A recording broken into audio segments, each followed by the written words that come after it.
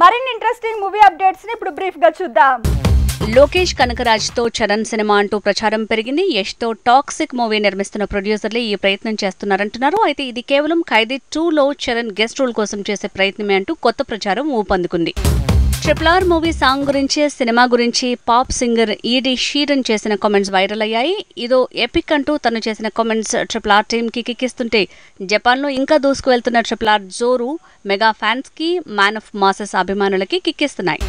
పుష్ప 2 తర్వాత త్రివిక్రమ్ మూవీ చేయాల్సిన బన్నీ మనసు మార్చుకున్నాడంటున్నారు. ఆట్లీతో ప్రాజెక్టు పట్టాలెక్కబోతోందట. ఈ నెల 20న స్పెషల్ అనౌన్స్మెంట్ రాబోతోందంటున్నారు.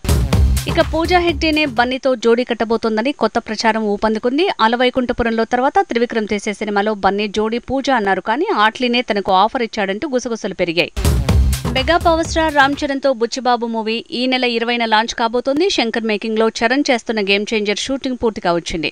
దీంతో ఈ నెల 20కే బుచ్చిబాబు ప్రాజెక్టుని లాంచ్ చేసేందుకు mega power star green signal ఇచ్చాడట. కోలీవుడ్ స్టార్ థల అజిత్ సినిమా సంక్రాంతికి కన్ఫర్మ్ అయింది. మైత్రి మూవీ మేకర్స్ నిర్మించే ఈ సినిమా టైటిల్ వచ్చేసింది. గుడ్ బ్యాడ్ అగ్లీ అంటూ టైటిల్ ని అనౌన్స్ చేసింది ఫిల్మ్ టీమ్. శ్రీ విష్ణు కొత్తగా చేసిన ప్రయోగం ఓం భీమ్ బుష్.